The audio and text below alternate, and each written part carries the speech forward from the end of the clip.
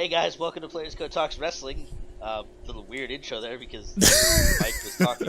Anyway. Players Code! Yeah, there he is. Good enough. Alright. Fucking Christ. Starting out awesomely. We just finished watching the SummerSlam PPv, and holy shit, what a PPv. So we're just going to jump right in. And Mike, what was the first match? Since none of us took notes, and I don't remember it. First match of the night, Dolph Ziggler and The Miz. The Intercontinental title match. Wonderful. This match was okay.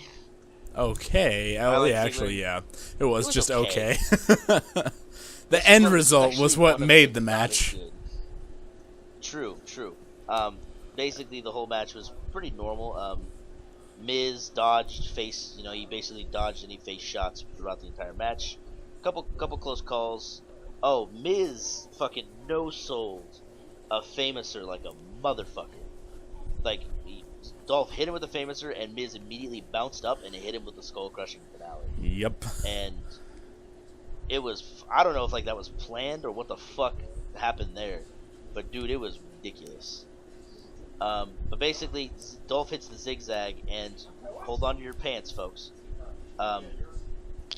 Fucking Dolph Ziggler actually won the Intercontinental title. Holy shit.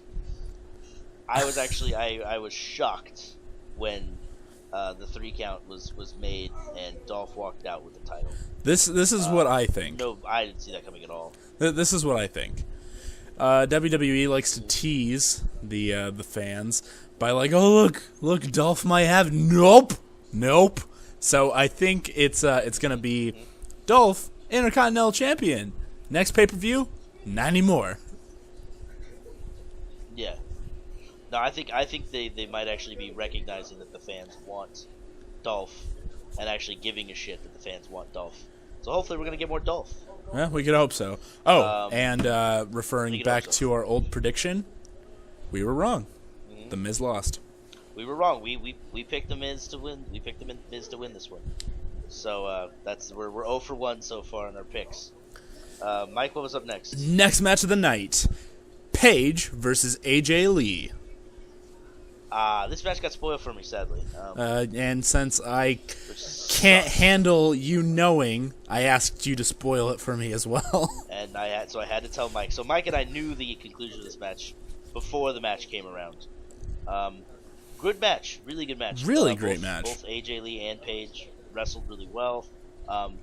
Very few missed spots or any real botches at all. I was really happy with the match, and then I was very happy with the outcome because Paige hit a fucking cradle DDT.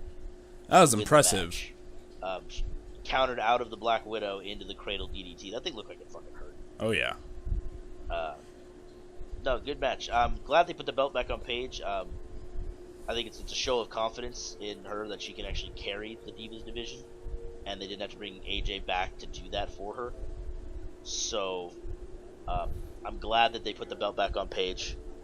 I think that's going to give us a good feud into the future, I think. Yeah, I'm excited to see where this rivalry will go, especially now that hopefully the Brie and Stephanie McMahon feud is over. So now there will be more. We'll move into we'll get to that at the end because I have a theory.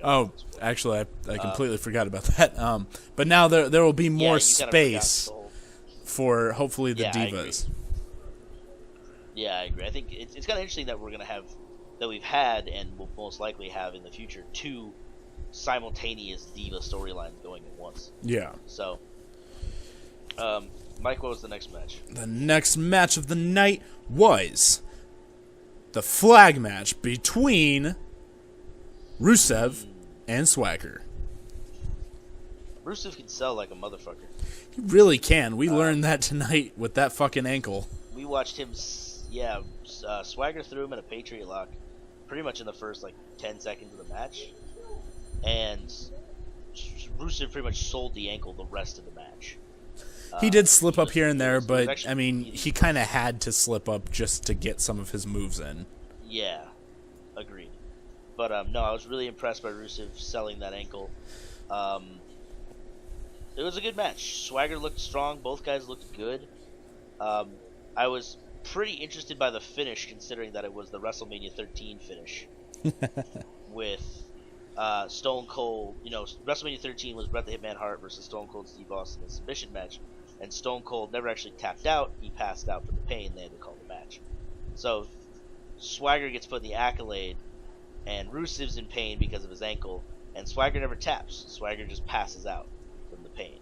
So they went back to the well on that one. So that was kind of, I like the throwback there to WrestleMania 13. That was cool. Besides that, both guys look strong. Again, nobody really lost. I mean, Rusev won, but Swagger didn't really lose either. So I was actually pretty impressed. I hope this feud continues because I liked this match. It was a really, really good match. It has a good setup, and I see an all-out brawl in the future. I see last man standing status type of match for them in the future. That is a possibility. That definitely could be in the future, the blow off of this match. I don't really know what else they could do besides they could do a lot of stuff, but I'd be interested to see what they decide to do for a blow off. Yeah, you could cage them. Again, you can. I'm more interested. Yeah, there's a lot. I'm more interested in Rusev again because he was vulnerable. He was more than just the unstoppable monster. So I'm actually interested in watching him wrestle, right? Instead of just being bored. So, all right, Mike, what's up next? Next match of the night, probably one of the best matches of the night: Rollins and Ambrose. Best match of the night. This for me was match of the night. The stipulation didn't make too much sense. It would have been better if it was a different stipulation. I wasn't a fan of the lumberjack thing. Apart from that, these two were phenomenal. Oh yeah, no, the lumberjack thing, it kind of made sense because Seth Rollins had been ducking Ambrose and running out on him for weeks, so it made sense that Ambrose wanted something to keep Rollins in. Yeah, but it would have made more sense if Ambrose just took the briefcase away from him.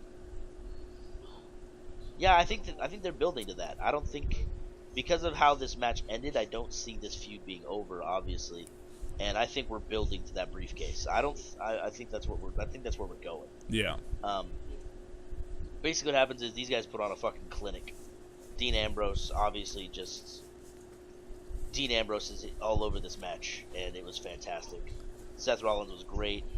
The Lumberjacks were also really great. There was a lot of cool high spots. With Ambrose diving onto all 20 guys, which was pretty fucking cool. The Lumberjacks had to chase him down. The Lumberjacks had to go up into the crowd to chase these two down. It was a really, really, like I said, match of the night for me, both in just the story that was told and the actual wrestling that took place. Sadly, Corporate Kane got involved. Actually, there's a really cool moment where Rollins is on his he's beaten up, and Dean leans down to him, and he goes, he says something like you were my brother or something like that, and then he fucking hits him with Seth with his own finishing move, which was fucking awesome. Yeah, yeah. It was a really cool moment, and then Corporate Kane gets involved. A huge brawl breaks out. Rollins nails Ambrose with the briefcase right in front of the ref, which I thought was weird. Actually, I think the ref's back was turned a bit. Was it? Because I didn't think lumberjack matches were no disqualification. But I could be wrong. Yeah, I think that they could be. Yeah. But anyway, so Rollins picks up the victory after using the briefcase. So, like I said, I think this feud continues. I think we're building to a briefcase match. Especially considering that Rollins hit Ambrose with the briefcase. Yeah. So I think that could be a little bit of fuel for the fire. Weird that they kind of went back to Corporate Kane. So we talked about it briefly when we were covering Raw. Just kind of weird that they decided they dropped Demon Kane completely and decided to go back to Corporate Kane. I honestly don't see the appeal to Corporate Kane with the. I mean, I actually there's probably no appeal at all. They just don't know what to do with him anymore. Yeah, I don't think they really have anything for him to do. So he kind of goes back to playing the lackey of the Authority. But no, this match was fantastic. Two guys that just are awesome in the ring, awesome with their gimmicks and their characters, and just a really good rivalry. A match that we should have gotten at Battleground, but whatever. Yeah, I'm really enjoying Dean Ambrose. And honestly, I don't care if we didn't get their match at Battleground. It made this SummerSlam that much better. Yeah. So, all right, what was next after this fantastic match of the night? After this match, was Bray Wyatt, Chris Jericho. This was also very good. Like, once again, the amount of fucking cell phones in the crowd was incredible. The amount, more and more. I can't wait till WrestleMania next year. And you got, 70,000, 80,000 people in one place holding up all their cell phones. Yeah. It's going to be fucking crazy. Good match. Good back and forth. Both guys seemed pretty comfortable with each other. It was pretty well paced. The ending for me was a little weird. Bray did his like spider walk thing, and Jericho like fucking pissed his pants. I thought that was pretty funny. See, you say that the ending was a little weird. It happened. I mean, he hit the Sister Abigail and Jericho outside of the ring. He pulled him back inside and just finished him off with another one. It's an ending. Yeah, I don't know. It didn't feel like it was set up well. It felt like it just kind of the match was going, and then it just ended at a really kind of weird spot. But anyway, Bray Wyatt does go over. He hits Sister Abigail and cuts a little bit of a promo post match. We all kind of knew this had to happen because Jericho won at Battleground. I assume we're going to get a third match at Night of Champions, and Bray Wyatt's going to finish the feud with a win because he needs it. Well, yeah, right now they're tied. Yeah, no, this was a pretty good match. This match wasn't too bad. It's hard to follow Ambrose and Rollins, but these guys did a pretty good job. I was actually pretty impressed. Jericho, of course, still looking good for how old he is. But yeah. So what do you think, Mike? I enjoyed it overall. It was a great match. Yeah, no, I was impressed. So what do we got after this? We got Stephanie and Brie. We do got Stephanie and Brie. Oh, Stephanie! And Stephanie in that outfit, I couldn't quite decide if I thought it was like super sexy or just. Mike had a weird boner. Yeah. Best way to describe it, a weird boner. A weird boner for this match. Stephanie comes down in this like leather dominatrix outfit. It was something. I thought it was very attractive. But yeah, she comes down in this just black leather dominatrix outfit. It was a little scary, but it was kind of hot at the same time. So she comes out, and then of course Brie Bella comes out, and I'm gonna say the Bellas are, okay wrestlers. Mike disagrees with me. He thinks they're terrible. No. I think they're kind of No. Fucking. No? Am I wrong? What Brie was showing was terrible. And there's just you really think they were going to let her go full bore at Stephanie McMahon? Yeah, no. Even when she got her upsided stuff, like when she got the when she hit Daniel Bryan's finisher. The yes lock, yeah, that was ugly as fuck. Yeah, it's just I don't know. I mean, it could be I'm blinded by the hatred for the whole she's a total diva thing, but other than it's just I don't see any type of Paige or AJ Lee level status when it comes to their wrestling. No, God no. She's nowhere near their level of wrestling, but she's not as bad as the other divas. I guess I could give you that. Stephanie was dominant pretty much, yeah. But Stephanie was dominant pretty early on in the match. Didn't take a lot of bumps. The crowd loved her. The crowd did love her. She is one of the. Like I said, she's one of the best heels in the company, and she's just so much fun because she takes, almost like Vince McMahon. She takes a lot of pride in being her character. Yeah. And it's awesome. Um, the match goes on. Bree hits the yes lock, and then Triple H comes down to like kind of do something, and then Nikki Bella comes down behind him. Triple H pulls the ref out of the ring before Steph can tap. Okay, so basically, Triple H pulls the ref out of the ring. It looks like we're gonna get a Bella beat down on Stephanie McMahon, but then shocker, and I called this, and Mike can attest to it. I called it. Mike, did I call it? You did call it mid-match. Thank I'll you. give you that. I called mid-match. I called it that Nikki Bella was gonna turn on her sister and cost her the match, which is what happened. Stephanie hit the pedigree and picked up the win. So, when we were talking about having two Diva storylines running simultaneously, we're gonna have AJ, and Paige, and fuck, I fucked up on that one. And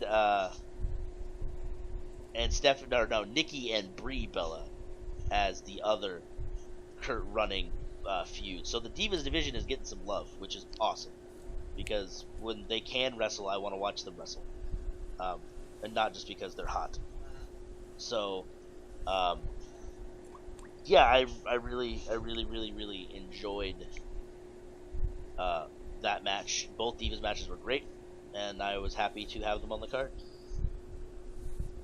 Yeah, no, Divas definitely showed strong this pay-per-view. I was very, very proud of the writers for giving them some love, and good love at that. And good love, and we hope no Summer Rae and Layla bullshit. None of that. And hopefully this love continues into their feud going forward. So what was after this, Mike? I think I remember, but I don't remember. After this was Roman Reigns and Randy Orton. Roman Reigns and Randy Orton, man. I didn't care about this match at all. And that right there is where I think you had the negative attitude going into it. I mean, overall, I'd say it was a pretty decent match. It was a little slow at the start, but it picked up pace. Roman Reigns got the victory over Randy Orton, obviously obviously moving forward with his mega push, and even the commentators gave a little bit of a hint at that. Yeah, they're definitely gonna sold it. It's just Roman Reigns just needs to fucking work. He needs to work more moves into his set. He has such a limited move set that it just really kind of handicaps him in longer matches. Randy really carried him through this match. I think Randy Orton really put on a really nice performance. He hit a beautiful RKO counter. That was pretty awesome. It was an okay match. It was worked well, kind of. But like I said, Orton really carried Reigns, and Reigns really needs to expand his repertoire of moves if he's gonna get put over by Lesnar come WrestleMania, if that's how it shakes out. Yeah, my fear is that Roman Reigns is gonna fall into that John Cena 5 moves of death set kind of thing. Yeah. And we can't have that. We can't have another John Cena. No. So he really needs to figure something out. Agreed. So Roman Reigns ends up winning this, obviously. And like I said, it was okay. Yeah, it wasn't the weakest match on the card. Actually, it might have been. No, Orton's performance was okay. I think I'd give the weakest match. Orton's performance was okay. I don't know. Would you give weakest match on the card? I'd say Ziggler and Miz. Yeah, I agree with you. Okay, so after that we come to the end of the show. Match we've all been waiting for: Brock Lesnar versus John Cena for the World Heavyweight Championship.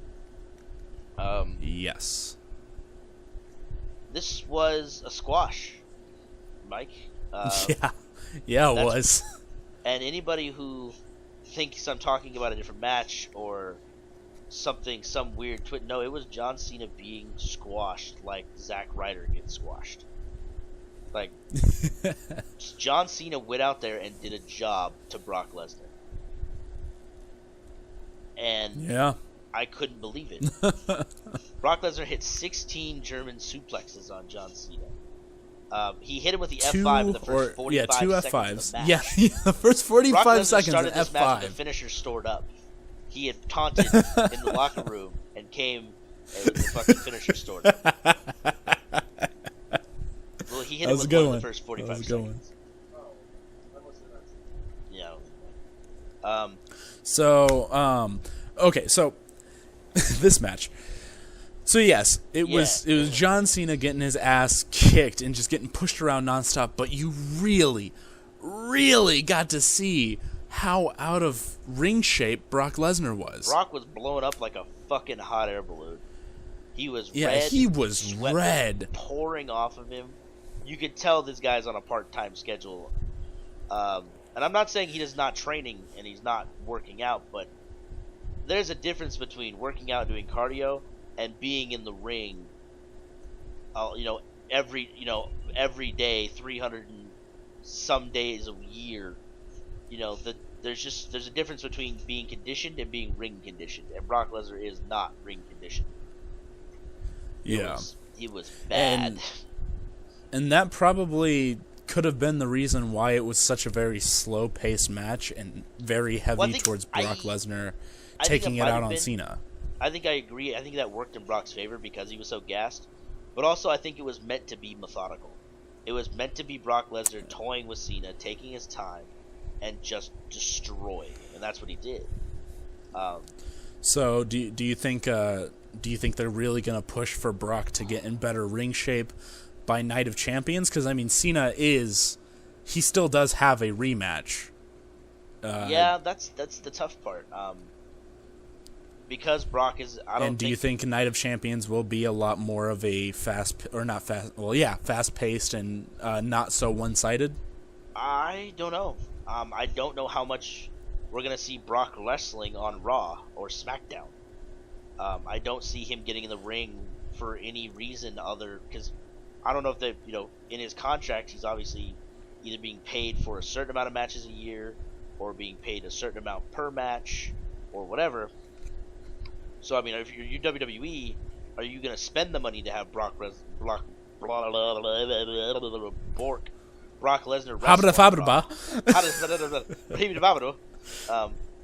to spend the money or burn one of Brock's dates to have him wrestle on Raw? Can Brock get back into ring shape without that? There's a lot of questions that remain to be seen now that a part-timer has the titles. Well, it's not the first time we've had this conversation before in the past. It's true. And I really hope that. My hopes is that Brock takes this about as serious as The Rock did. The Rock really kept himself up in good ring shape. Him and Cena went at it like crazy at their WrestleMania match, and they put on a good show. I'm hoping that Brock, respects this about as much as The Rock did. And that's thinking. I don't know if we'll even see a John Cena rematch. It's a rematch clause, They have to play that card every time. But I mean, if you're John Cena, is this kind of where they turn to his character and say, "I don't want my rematch. I went up against that guy. We were supposed to be the two biggest stars in the company. We were supposed to be even playing field, and he made me look like I was green as shit. I was green as grass." And never give up. John Cena's number one motto. There's no way in hell he is not going to have his match at Night of Champions. But maybe this is how we chip away at the John Cena character. Who I really feel bad for? I feel bad for Seth Rollins because that motherfucker's got the Money in the Bank contract. And you're going to have to hit Lesnar with like a fucking 16-wheeler before he's going to be down enough for him to cash that contract in. So you never know. They could, for all we know, Raw will start up, and Paul Heyman will have made out some deal with Triple H where they stand out there, they start a match, and Lesnar just lays down for Rollins to pin him. Oh, that would be dastardly. They could have that could be their way around simply giving Brock a loss. Brock wouldn't come back for that, though. Are you sure? Yeah, I don't. Brock comes back for the money. That's what he said from the Yeah, but he first still day has he an image walked to out maintain. into the WWE again. Yeah, but he still has an image to maintain. You know? I don't know. I don't see him as know. caring so much about his image as much as caring about money. I will definitely say I am very interested to see what happens on Raw. Because of this, because the Rollins-Ambrose thing, to see where Ziggler's going with his IC run. Very interested to see what happens on Raw tomorrow. Like I said, Mike, this is probably the best pay-per-view of the year. I see a WrestleMania bright was future. Great. I put this on par with WrestleMania. This was just a really, really good pay-per-view. Everything had a purpose. Everything went. Even if you didn't agree with the outcome, all the matches were ranging from decent to fucking phenomenal. Yeah. Yeah, no, Mike, this was a good show. I was very pleased with SummerSlam. I am really excited to see how things further. I know Night of Champions probably isn't going to be that big. Honestly, our next big pay-per-view is probably the Royal Rumble, right? Does the Rumble come before Survivor Series or after? Survivor Series comes first. So I think Survivor Series is because the Big Four. I think it goes Survivor Series. I think it goes Survivor Series and then the Royal Rumble, doesn't it? I believe you're right because I think the Royal Rumble happens in October. But because of the way that the pay-per-views are structured now, because we're having SummerSlam in the middle of August, they might be pushing it back a little bit.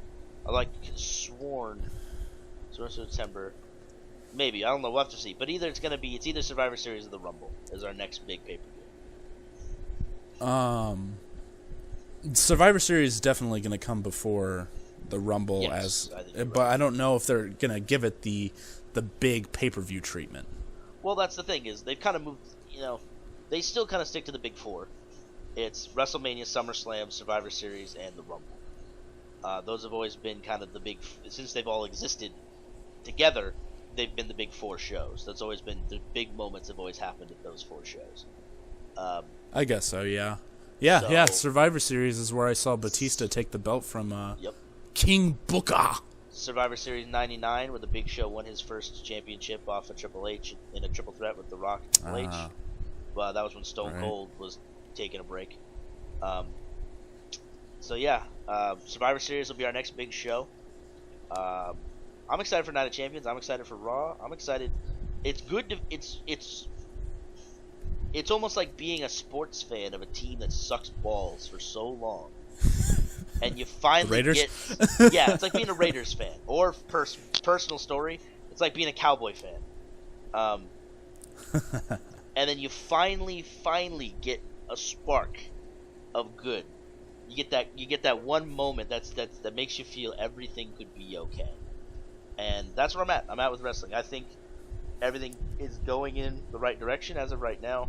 I hope Daniel Bryan gets back soon because I don't want him to fall off. But right now I am in a good place with wrestling. I know it's weird. I'm not ending a show being pissed off or bitching. Yeah. Speaking of Daniel Bryan, I'm a little worried because, the WWE Universe has a tendency of forgetting very fast. They have a very short memory. And, and so I have the feeling this injury thing could put Daniel Bryan back in the minor leagues for a while once he returns. God, can you imagine him making a run can you imagine him making a run in NXT and going back up against the guys he took on in ROH? I don't think he ever wrestled Steen. He might have. I don't remember. But holy shit, dude, that'd be awesome. It'd be awesome to get. I really hope he doesn't fall off. Because he is definitely one of those minor league characters who came in from the WWE. Or he came into the WWE. I think he started off on ECW when that was still a thing. And, everybody gave him so much shit. He only got matches on, Superstars, that shitty thing they had going for a while. Yep. And he was the underdog. Yeah, he was. And So he has come a long way, and I really hope that's not taken away from him due to injuries. I really agree. For as far as that guy kid's come, from being the American Dragon to being the longest rating Ring of Honor champion in history is Bryan Danielson, coming up, being fired a couple of times in WWE, finally scratching and clawing his way up to the big show, and winning at WrestleMania on the grandest stage of them all. I really hope he gets back soon. So, there will be no match of the week because our match of the week was in the show we did yesterday. So if you want to go check out match of the week, go check out the Players Code Talks Wrestling Super Show, which we covered 2 weeks of wrestling in under an hour, or actually a little over an hour, but we kept it under an hour and 10 minutes. So we do that plus our SummerSlam predictions, which don't really matter since this episode's coming out. If you guys want to check us out on any social media, that's up on the screen right now. Facebook, Twitter. Go like us, follow us, keep up to date on when we release videos and stuff like that. And besides that, thank you guys very much for watching. We enjoyed watching the show this week. It was a fucking hectic week. Pay-per-view weeks always are because we have to put out 2 episodes. So I'd like to thank Mike for buckling down and helping me get this shit out. I couldn't do it. I couldn't do this show without you, even though I did for like a month and a half. Faced. Gee, thanks, buddy. You're welcome, man. So much love going around. But so thank you guys very much, and we will catch you guys on the next episode of Players Code Talks Wrestling.